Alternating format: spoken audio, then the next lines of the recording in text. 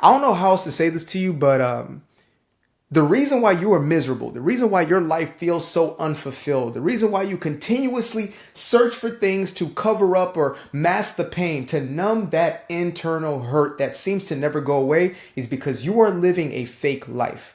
Now, when I say you're living a fake life, I don't mean this hypothetically. I'm not using a metaphor of the Matrix. I'm talking about in the most literal sense. You are literally living a life that is fake. It's not real. It's fabricated. It was made up with an intention and a purpose to please those around you in order to get a sense of validation from the external world. Therefore, you have never, well, at least not since you were probably 2 or 3, you've never experienced an actual real life.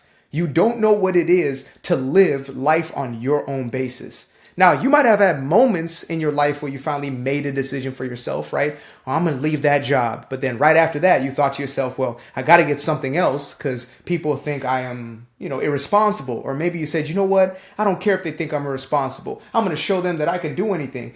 Either of those is still rooted in how other people see you, right? Even when I'm rebelling against people, I'm still looking to be perceived as a rebel, as opposed to doing that thing authentically for myself, genuinely for me, right? And even when I first started putting out content and writing the books, etc., I was doing it as a means of having people perceive me in a certain way.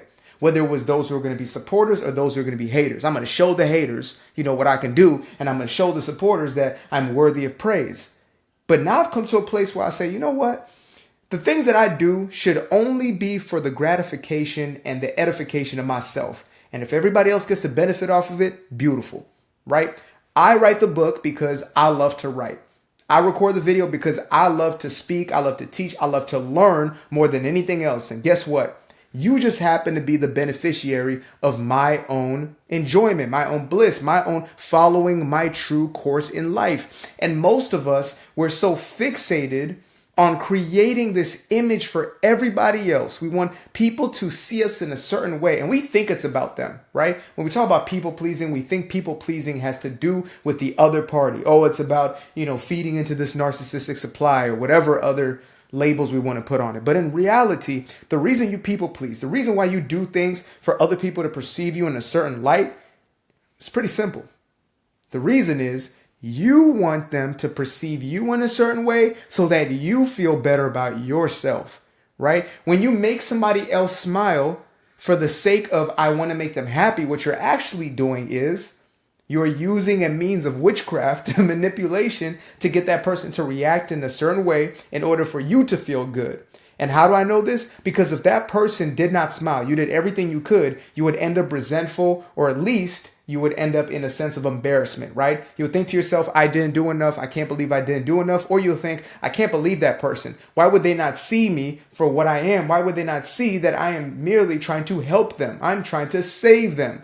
Can't they see that? And so the fact that you are having these sort of hidden agendas throughout your life, which you might not be privy of, you might not be aware of at this point, the fact that you have those and the fact that you have this pent up resentment and bitterness towards other people, now you may have masked it as something else. You may have put a completely different name on it, right? Most people don't like to admit that they are resentful or bitter towards others, right? And to be honest, I'm actually more of a fan of those who admit it, who say, you know what, I got a grudge. Like, I'm bitter as hell. Like, I will hold on to that for life. Those people are the most honest. But most people are walking around life, moving about life, holding on to resentment and grudges, but acting as if they're saints and angels. And so they will continue to do things for people with the state of resentment. They will continue to do things for people with the state of bitterness because they're not getting back what they believe they should be getting, right? They came in with an agenda. They came in with a purpose. Ain't nothing wrong with that, right? But I say if you're going to come in with an agenda, then make it a business agreement. Get you a contract. Get you some nice real paper, like the paper they used to do back in the day, right? Save the trees, I get it. But sometimes you just got to get a real paper contract that you sign. Boom, boom, boom, boom. And you give to the other person, and then they got to sign. Boom, boom. So you can both come into agreement that this is what the relationship dynamic will be, right? As opposed to creating these pre-assumed notions, as opposed to coming in with these assumptions that somebody else is supposed to show up in a certain way for you if you show up in a certain way.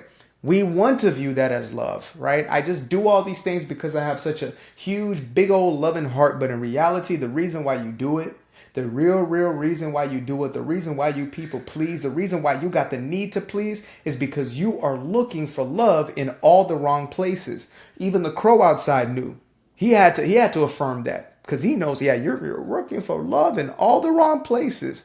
You believe that in order for other people, or in order for you to feel valid, in order for you to feel good enough, you need other people to recognize you as good enough because you were programmed and conditioned to believe that your own validation is not enough. Your own self-evaluation is not enough. They told you that. Maybe they told you in the church like they told me, right? You are unworthy, you are broken, you're less than a worm, you're a sinner, and you are wretched. You're fallen from the beginning. Even as a cute little baby, you already had a fallen nature because of your great granddaddy. Actually, it was a great grandmama, right? They put it on Eve. That's what we like to do. We like to just blame everybody else. Projection. Hello.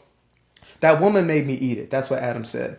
So we're going to put it on these ancestors, the reason why we are fallen. And so we must forever be chasing this unattainable, unrealizable standard of worthiness, right?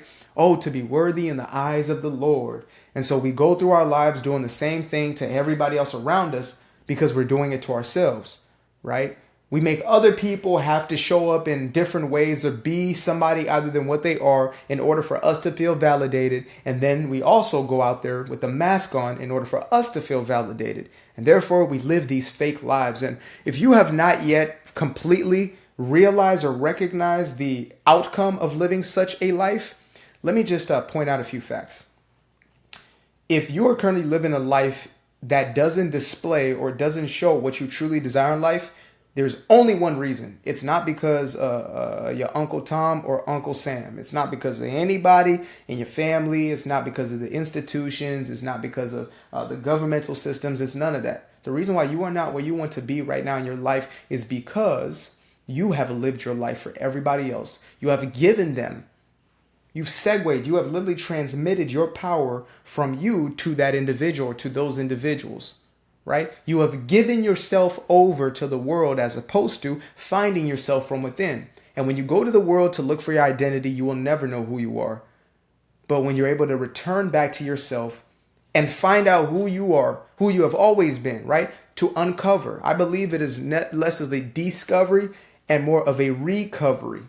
Can I get an amen? Hallelujah on that one. It is not a discovery. You're not going out there. But you are uncovering something that's always been within you, something that has been essentially buried in the midst of living. And so it is us and only us. It is our job to unearth, to rediscover this aspect of ourselves that has been buried for far too long, which is us. And that's the only way we're going to create fulfilling lives for ourselves. That's the only way we're going to step into our purpose, step into our calling unapologetically. Sure, you may be using your gifts, but you're probably doing so in a way that you hope is going to get the admiration, the affection, the attention of everybody else, and not doing it in a very real way. Like right now, I didn't know what I was going to talk about until I turned the camera on and I said, oh, that's the message right now, right? And I will continue to do that because my spirit is going to continue to tell me what needs to be talked about right now. That's it. Point blank, period.